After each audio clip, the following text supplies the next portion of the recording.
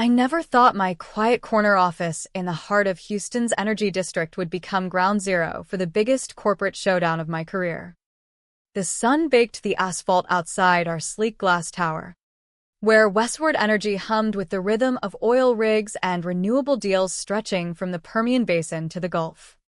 I'd spent 15 years here, building the compliance backbone that kept us compliant with every federal regulation under the sun: EPA standards, OSHA protocols. SEC feeling. It wasn't glamorous, but it was ironclad. My name is Emily Hayes, and at 54, I was the unsung guardian of our company's integrity. That black binder on my shelf? It wasn't just paper. It was a fortress of affidavits, audit trails, and vendor certifications that had secured billions in government contracts. Then Jake Harlan showed up, fresh from a Silicon Valley flop. He waltzed in as our new COO, all cowboy boots polished to a shine and a grin that screamed, "I've got this." 3 days in, he called an all-hands in the main conference room, the one with views of the sprawling Texas skyline. "Folks," he drawled, sleeves rolled up like he was about to rope a steer, "we're gonna make Westward leaner than a longhorn in drought season. No more drowning in outdated junk." His eyes landed on my binder, propped innocently on the credenza. "Starting with that relic. Who needs physical binders when we got the cloud?" The room tittered nervously. I felt a chill despite the humid air seeping through the AC vents. I'd poured my soul into that relic, every late-night cross-referencing drilling permits, every battle with auditors to keep our rigs running without fines. But Jake? He was all buzzwords: agile, disruptive, future-proof. He'd come from a startup that tanked after a data breach. But here he was, preaching efficiency like gospel. "Emily here," he said, nodding my way with a wink. "She's our legacy expert. But it's time to evolve." Legacy expert. It stung, but I kept my poker face. In Texas, you don't show your hand too soon. I'd seen executives come and go. Oil booms and busts taught me patience. What Jake didn't know was that buried in our compliance charter was Section 7B, a clause I'd drafted years ago during a brutal federal audit push. It wasn't flashy, it was fail-safe. If anyone tampered with certified records during an active bidding cycle, without my sign-off as the named custodian, it triggered a lockdown. Systems froze. Assets paused, until external counsel reviewed everything. And crucially, the backups? They were mirrored on servers I controlled personally, filed under a custodial agreement compliant with Texas state law and federal regs. It was my insurance policy, updated quarterly, wet-inked and ironclad. I didn't argue in that meeting. Instead, I nodded, jotted notes, and let Jake bask in his spotlight. Back in my office, overlooking the bustling refineries, I sipped black coffee and reviewed our latest bid, a $250 million renewable energy contract with the Department of Energy, tying into West Texas wind farms. High stakes, strict compliance. Jake's cleanup could unravel it all. 2 days later, I caught an intern, fresh-faced kid named Mia, rifling through the archive room like she was hunting for buried treasure. "Hey, MS. Hayes," she said brightly, holding up a folder labeled Vendor 512D, OSHA certifications. Jake said anything pre-2020 is fair game for digitizing or shredding. Streamlining. You know, my stomach nodded. That folder held chain of custody docs for hazardous materials. Tamper with it, and we'd face EPA scrutiny. Did he run that by legal? I asked calmly. She shrugged. He said it's all good. Modernize or bust. I walked away, heart pounding. In the break room, I overheard whispers, Sarah from finance and Luis from ops, huddled over lukewarm donuts. This DOE bid is massive, Sarah murmured. But if we mess up compliance? Louis chuckled darkly. Jake thinks it's just paperwork. Man's got more ego than sense. Back at my desk, I pulled up Jake's company-wide email. Team, let's purge the past and charge forward. Flag only what's critical. Rest goes to the digital shredder. No disclaimers. No legal sign-off. It was reckless, especially mid-bid cycle. I stared at my screen, the Texas sun casting long shadows. This wasn't just about me, it was about the folks on the rigs, the families depending on safe operations. The next morning, Jake held a strategy session in the glass-walled boardroom. I listened from the hall, thin walls in these modern buildings. We've got dead weight, he boomed. Legacy processes from folks who've been here since the last oil crash. Time to show the feds we're innovative, not stuck in the mud. Legacy processes. He meant me. Binder lady. Though he didn't say it outright. I felt the weight of years. Widowed young. Raising 2 kids on compliance paychecks. Fighting for every protocol that kept workers safe. Now this outsider was dismantling it for a quick win. I didn't storm in. Instead, I emailed our external counsel, Barrett Klein at Klein & Associates in Dallas. Activate Section 7B. Tampering detected. Simple. No fanfare. Then I replied to Jake's email with one word. Noted. As I gathered my things, the first pings hit my phone system alerts. The trap was set, but not for revenge. For protection. The lockdown started subtly, like a West Texas storm building on the horizon. At first, it was just glitches. A finance analyst couldn't access Q1 logs. Then the vendor portal froze mid-upload. By noon, the CFO's dashboard locked, flashing access suspended, pending review. Jake was in his office, whiteboarding vision maps, when his assistant burst in. Sir, systems are down. Legal's freaking out. He waved it off. Probably a hiccup from migration. Tell IT to fix it. But it wasn't IT. It was Section 7B, kicking in automatically. Barrett had confirmed. Anomalies flagged. Review initiated. I sat in a nearby cafe, nursing iced tea under the relentless sun, watching notifications roll in. Back at Westward, chaos brewed.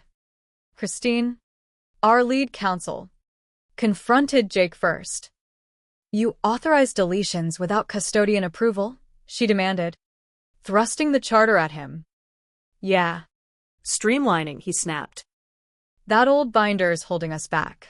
She didn't flinch. You just triggered a federal-grade protocol. We're locked until cleared, and the DOE bid's at risk. Jake's face paled. Unlock it then. Can't. Requires external sign-off.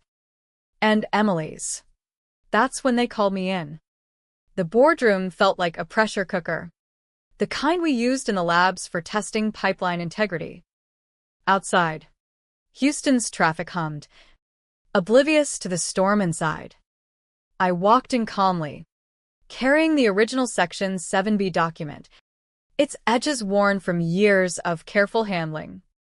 The directors shifted uncomfortably, oil tycoons and venture types, used to barking orders, not facing fallout. Emily, the chairman said, voice gravelly from decades in the field, explain this clause. I laid it on the table. Section 7B was drafted during the 2015 EPA overhaul. It protects against unauthorized changes to compliance records during federal bids. Tampering triggers a lockdown, systems freeze. Backups transfer to my custodial servers. No overrides without review. Jake stood at the end, arms crossed, face flushed. This is insane. We're modernizing. That binder's from the Stone Age. It's not about the binder, I replied evenly. It's about chain of custody. One wrong deletion. And we're fined millions. Blacklisted from DOE contracts. I've updated this clause every year. With legal's blessing. Christine nodded. She's right. And Jake. Your cleanup hit protected files. The room tensed. A director leaned forward. Who owns these backup servers? I do, I said. Under a Texas registered agreement. Compliant with federal data laws. It ensures continuity if internal systems fail or are compromised. Jake exploded. Compromised? I was fixing your mess. No, I said softly. You were erasing safeguards that keep our rigs safe. Our workers alive. Remember the Permian explosion last year? Competitors got hit because of sloppy records. I built this to prevent that. Silence fell. Jake's bravado cracked. Just a flicker. The chairman rubbed his temples. How do we fix this? External review first, Christine said. Barrett's team is auditing now. Then Emily signs off. All eyes on me. I didn't gloat. This wasn't personal, it was principle. I'll cooperate, I said. But we need to learn from this. As I left, whispers followed. Jake slumped in his chair, the weight of his arrogance settling in. By afternoon, the memo dropped. Jake suspended pending review. No drama, just facts. I returned to my office, the sun dipping low, casting golden hues over the city. Calls poured in, colleagues thanking me quietly. You saved us. Eminencia. But doubt crept in. Was this too harsh? Jake was young. Ambitious. Maybe just misguided. I'd seen it before in this industry.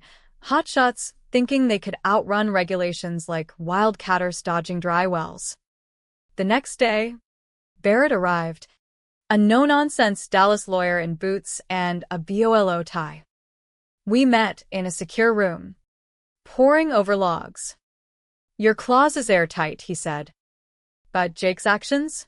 Reckless. Not criminal. No intent to defraud. I nodded. Good. I don't want blood. I want better processes. We spent hours reconstructing files. Jake's streamlining had deleted redundancies, but hit critical chains. The DOE bid hung by a thread. Auditors demanded proof of integrity. Meanwhile, the office buzzed with tension. Interns avoided the archive room like it was cursed. Sarah pulled me aside in the hall. Jake's holed up at home. Heard he's devastated. A pang hit me. Revenge felt empty.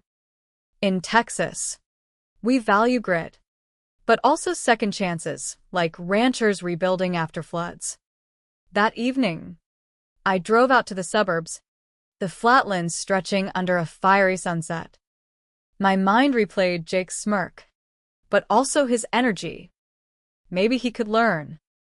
The review wrapped faster than expected. Barrett cleared most systems, but flagged training gaps. Recommend revisions to prevent repeats, he advised. In the follow-up board meeting, I presented calmly. Section 7 be worked, but let's evolve it. Add dual sign-off for deprecations. Train execs on compliance basics.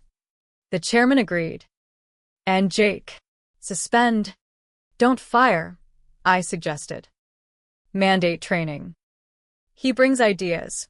Pair them with wisdom. They looked surprised. Jake was reinstated conditionally, with oversight. He cornered me later in the break room. Emily. I Screwed up. Thought I knew better. You did, I said gently. But we all start somewhere. Learn the ropes, and you'll shine. A tentative smile. The drama eased, replaced by cautious respect. As weeks passed, Westward stabilized. The DOE bid proceeded. Our compliance stronger. I mentored Jake quietly, showing him rig site audits, explaining why binders mattered in a digital world.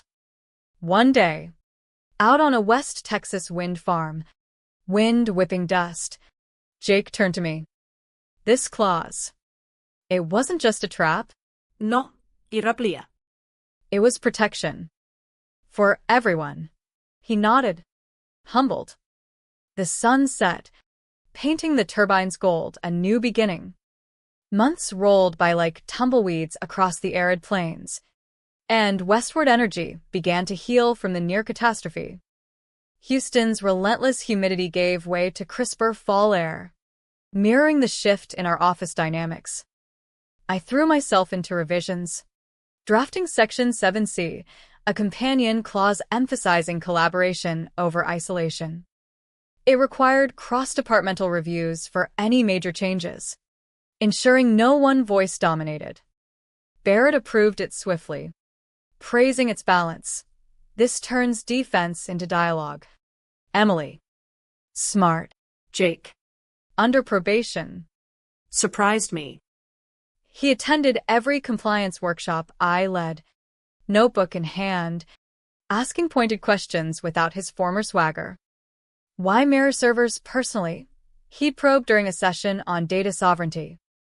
Because in Texas law, I'd explain, custodial agreements protect against corporate overreach. It's like a rancher's water rights, essential. Non negotiable. He'd nod, absorbing. Gone was the Silicon Valley bravado. In its place, a grounded curiosity. We even shared lunches, barbecue from a food truck parked outside, sauce dripping as we dissected past bids. I came in hot, he admitted one day, wiping sauce from his chin. Thought experience was code for outdated. And I dug in too deep, I confessed. Should have communicated sooner. But fear of change. It's human. Our talks deepened. I shared stories of my late husband, a roughneck lost in a rig accident years ago, fueling my passion for safety protocols. Jake opened up about his startup failure. The shame of layoffs. Wanted to prove myself here, he said softly. The DOE contract inched forward. Auditors impressed by our transparency post-lockdown. Your systems show resilience, one noted. Credit went to the team, but whispers credited me, and increasingly, Jake's turnaround. Tension lingered. Though. Some veterans eyed Jake warily, murmuring about the kid who nearly sank us. I addressed it in a town hall, standing under the bright lights. We all make mistakes. What matters is growth. Jake's learning. Let's support that. Applause was tentative, but it built. Drama simmered. Not exploded, more like a slow-burn western, where rivals become allies. One evening, as thunder rumbled over the Gulf, Jake knocked on my door. Got a proposal, he said, sliding a folder across. It outlined a hybrid system, my binders digitized with AI safeguards, but physical backups retained for legal heft. I scanned it, impressed. This marries old and new. But add user training mandates. Done, he grinned. For the first time, it felt genuine. As we collaborated, the office transformed. Interns like Mia shadowed me, learning the why behind rules. Finance and ops integrated compliance early, reducing risks. Westward stock ticked up, whispers of expansion to solar fields in New Mexico. But shadows crept in. A rival firm, Lone Star Resources, sniffed at our vulnerability, poaching talent with promises of no red tape. Jake caught wind during a conference in Austin. They're trash-talking our lockdown, he reported. Frustration etched. Use it, I urged. Turn weakness into strength. Pitch our robustness. He did. At the next board pitch, we faced a crisis and emerged stronger, thanks to Emily's foresight. The room erupted in nods. My chest swelled, not with pride, but gratitude. Personal ripples followed. My daughter, now in college, Called. Mom. heard about the office drama. Proud of you for not going full vendetta. I laughed. Life's too short for grudges. Better to build bridges. Jake invited me to a family barbecue at his ranch-style home outside town, steaks grilling, kids running under live oaks. His wife thanked me quietly. You gave him a second chance. As stars dotted the sky, Jake raised a beer. Till lessons learned, the drama faded, replaced by quiet resolve. Westward wasn't just surviving, it was thriving, humanized. Yet, one loose thread, an anonymous tip to auditors about irregularities pre-lockdown. Barrett flagged it, possibly internal sabotage. Suspicion fell on a disgruntled ex-intern. But it stirred unease. I dove in? Reviewing logs, late nights, coffee fueling me. Jake joined, our partnership solidifying. We'll uncover it, he vowed. The investigation revealed minor lapses, nothing damning, but enough for tweaks. It bonded us further, turning potential scandal into fortification.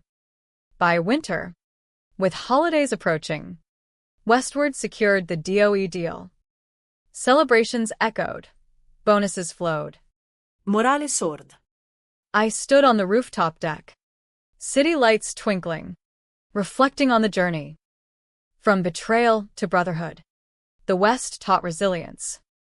Winter in Houston brought rare chills, but the energy sector buzzed hotter than ever.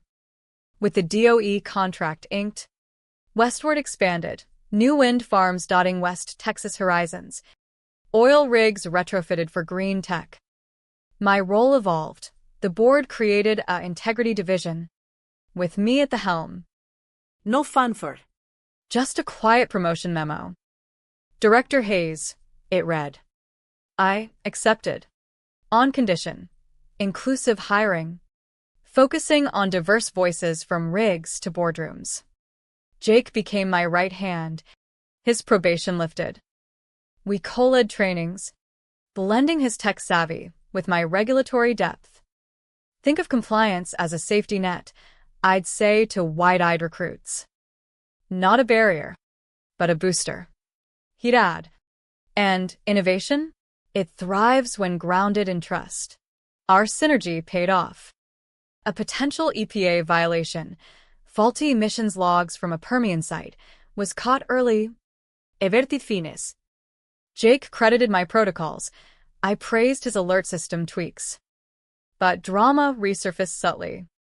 Whispers of favoritism. Emily's pet project with the hotshot.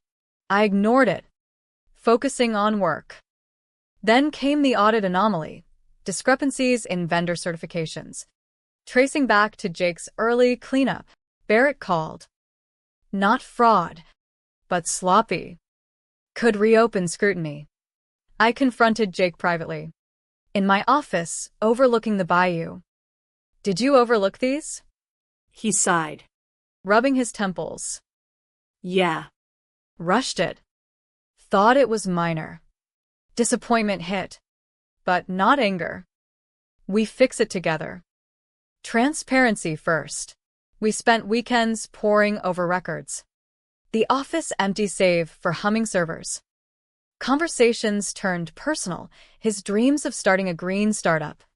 My regrets over time lost to grief. You remind me of my husband, I admitted once.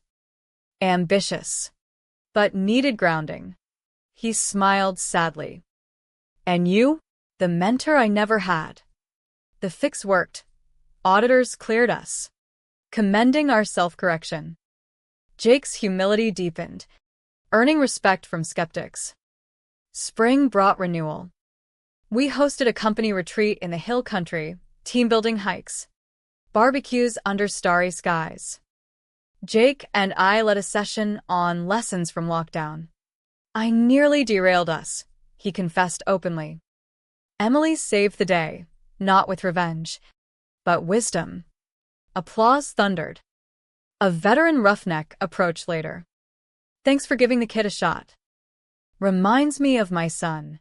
Emotional waves crashed. I teared up, thinking of my own kids. That night, around a campfire, stories flowed, triumphs, failures. Jake shared his startup scars. I recounted rig site horrors. Bonds formed, drama dissolving into unity. Back in Houston, challenges mounted. A cyber threat, hackers targeting energy firms, hit our radars. Jake's tech background shone. We fortified systems, integrating my clauses with advanced encryption. During a tense all-nighter, alarms blaring, we thwarted the breach. Your 7B inspired this, he said, exhausted but triumphant. Post-crisis, the board lauded us. Dynamic duo, the chairman joked. Personally, growth bloomed. I reconnected with old friends, even dated casually, a widower from legal. Jake mentored interns, paying forward. Yet, a final twist, an internal leak about the lockdown surfaced in industry news. Fingers pointed at Lone Star rivals. We investigated discreetly, uncovering a mole, a former exec bitter over cuts. Confrontation was tense, But fair. Why? I asked in a mediated meeting. Felt overlooked, he admitted. We offered severance with counseling, emphasizing redemption. No charges, just lessons. As summer heat returned, westward soared, stocks up, expansions greenlit. I stood on a rig platform, wind in my hair, Jake beside me. From enemies to partners, he mused. Life's full of surprises, I replied. The sun dipped, casting long shadows, a testament to endurance. The sweltering Houston summer gave way to another cycle of bids and builds. But westward energy now pulsed with a renewed spirit. My integrity division grew, hiring from local colleges and rig crews alike, diverse minds ensuring our compliance wasn't just rules, but a living ethos. Section 7C rolled out company-wide, mandating collaborative reviews that wove innovation with caution. No more silos, I emphasized in rollout meetings. We're a team, like a well-oiled rig. Jake thrived as deputy director, his ideas fueling projects like AI-monitored safety protocols for offshore platforms. We co-authored a white paper on resilient compliance in the energy sector, presented at a Dallas conference. Applause rang. Industry peers sought our advice. How do you turn crisis to catalyst? One asked. By listening, Jake replied, glancing my way, and learning from those who've walked the path. Our partnership deepened into friendship. Family dinners at my home, Tex-Mex spreads, laughter echoing, became routine. His kids called me Aunt Em, warming my heart after years of solitude. But echoes of drama lingered. A federal inquiry into sector-wide breaches pulled us in. Our lockdown logs proved pivotal, clearing westward while exposing flaws in competitors. Jake testified confidently, crediting our systems. Emily's foresight saved us, and now, others. Post-inquiry, awards followed. I received a Women in Energy honor, Jake, a rising star nod. Humble, we shared the spotlight. It's about the work, I told reporters. Internally, growth continued. We launched mentorship programs, pairing vets with newbies. Mia. The intern from the archive fiasco excelled under my wing. You taught me patience, she said. Jake faced his own test, a tempting offer from a California startup. More money, less red tape, he confided over coffee. My heart sank, but I smiled. Follow your gut. But remember, true impact comes from building, not bouncing. He stayed, recommitting. This is home now. As fall returned, A personal milestone. My son's wedding in the hill country. Jake attended, toasting to Emily, the woman who taught me grace under fire. Emotions swelled, tears mixed with joy. Life's twists, from widowhood to corporate battles, had forged me, but redemption softened the edges. The ultimate lesson crystallized during a quiet rig visit. Amid whirring turbines, Jake turned. That clause wasn't just protection, it was a bridge to better. Exactly, I agreed. Revenge divides, understanding unites. Westward's future gleamed, sustainable, secure. I retired the old binder to a display case in the lobby, labeled Foundation of Resilience. Visitors paused, inspired. In the end, the shock of betrayal birthed unexpected bonds. We learned, honor the past, embrace the new, and always listen. It's the Texas way, rugged, redemptive, real.